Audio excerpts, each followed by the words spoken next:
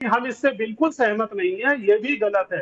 आज जो मांगे हैं, आप अटेंडेंस के खिलाफ हो, आप अटेंडेंस पे अक्रॉस द टेबल बैठ के डिस्कशन कर लो, लेकिन अगर उसके संग 10 मांगे और है, जी इंफ्रास्ट्रक्चर होना चाहिए, ठीक सैलरी होनी चाहिए, मानदेय होना चाहिए, तो उसकी प्रक्रिया अलग होनी चाहिए। ठीक। मनीष बाबू, एक बात आपको याद दिला दें, आपने कहा सरकार के हर जी निर्णय का विरोध भी ठीक नहीं है।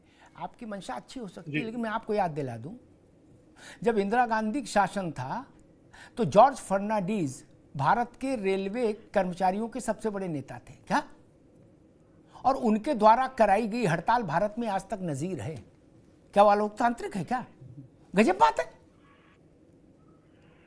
लोकतंत्र का मतलब ही है कि हम असहमति व्यक्त करने का अधिकार रखते हैं। और एक बात कहूं, प्रशांत बाबू को भी इस बात को समझना चाहिए, प्रशांत से मेरे मतलब भाजपा को, कुकर देखे हो ना मनीष बाबू, कुकर में सीटी नहीं होता है तो कुकर फट जाता है क्या? सीटी लगी रहनी चाहिए। जो सरकारी कर्मचारी है, हमने माना वो कुछ नहीं कर सकता क्या? प्रशांत जी ने कह दिया भाई हमारे आप एम्प्लॉय हो, तनख्वाह लेनी है तो बात माननी पड़ेगी, ठीक है चलो, चुनाव तो आएगा ना तब। ये लोकतंत्र है मित्र, राजतंत्र थोड़ी ना है कि बेसिक शिक्षा के चेयरमैन ने दस्तखत करके जारी कर दिया। खैर, विजय बंधु जी, आपने मनीष जी को सुना, आपने भाजपा को सुना।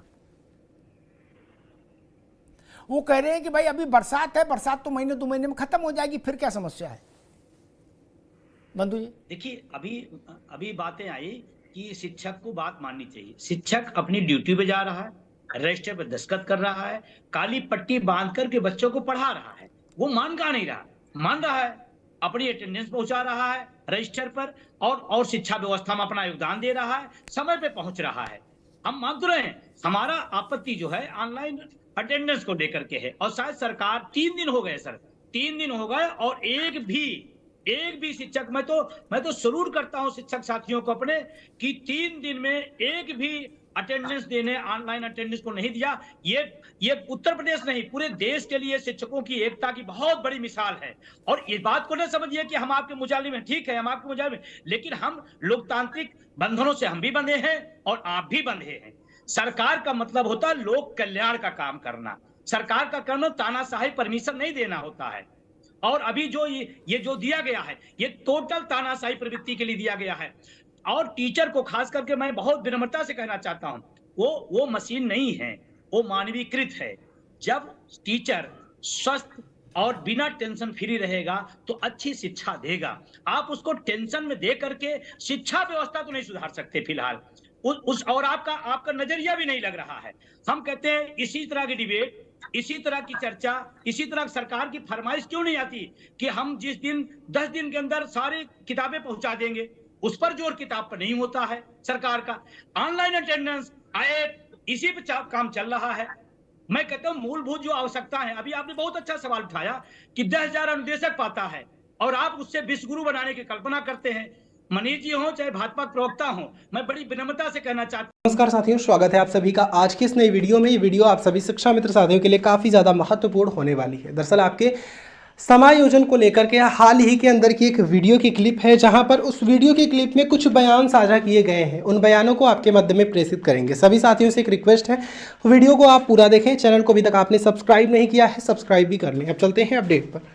हम शिक्षक जरूर हैं, लेकिन हम भी इसी देश के नागरिक भी हैं, हम वोटर भी हैं। हम अपनी बात कह सकते हैं। और हम कर क्या रहे हैं? हम तो अपने काम करते हुए आपसे फरियाद कर रहे हैं कि सरकार, ये मेरी समस्या है, इसको आप ठीक है। विजय भाई रुकना होगा। अशोक यादव जी, सरकार आपकी भी रही, सरकार भाजपा की भी रही, सरकार कांग्रेस की भी रही।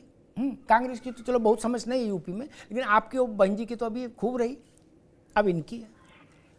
अध्यापक को आपने इतना समय छोड़ा है क्या कि वो पढ़ा भी ले? जो मूल काम था उसे तो आपने रोबोट बना दिया। अध्यापक मुझसे कहते हैं भाई साहब हम सहायक अध्यापक हैं, हम सुबह मंडी गए थे, फिर वहां से काशी फल लाए और सब्जी बनवा रहे हैं मिड डे मील के लिए। क्या ELO BLO वो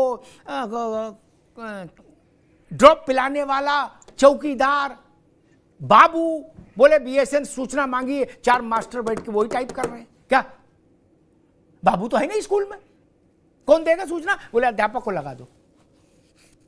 अभी किसी मित्र ने मुझे भेजा 27 काम है गैर शिक्षण के।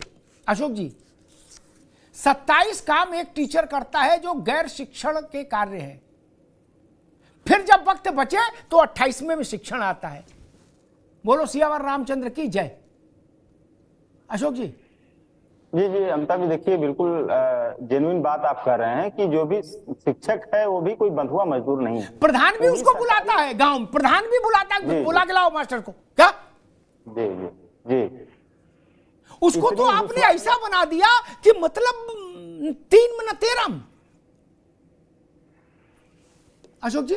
जी देखिए अमिताभ जी, इतनी दुश्वारियां झेलने के बाद भी ये सरकार की मंशा है। सरकार ये सोचती है कि हमारे शिक्षक जो है गैर हाजिर या देर में आते होंगे या बच्चों को पढ़ाते नहीं होंगे या इसी तरह की कुछ दिमाग सरकार चला रही होगी, इसलिए इस तरह की व्यवस्था को मैंडेटरी किया है। लेकिन सरकार को सोचना चाहिए, जैसे अभी हमारे भाजपा प्रवक्ता साथी कह रहे थे कि ये हमारे नियम कानून है, लेकिन उनके पास भी तो मौलिक अधिकार है।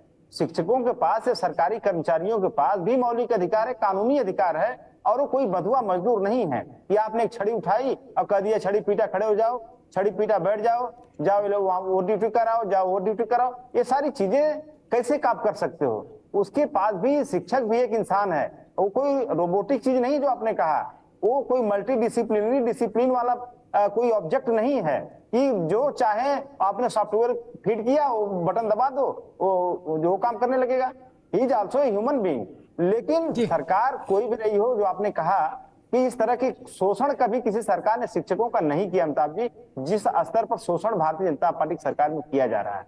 आज अगर शिक्षक में फिर अशोक जी 1 मिनट रुकना होगा, 1 मिनट रुकना। मैंने इतनी सरकारें देखी, ठीक, सब सरकारों ने शिक्षक का कचूमर खूब निकाला, क्या? माफ करिएगा।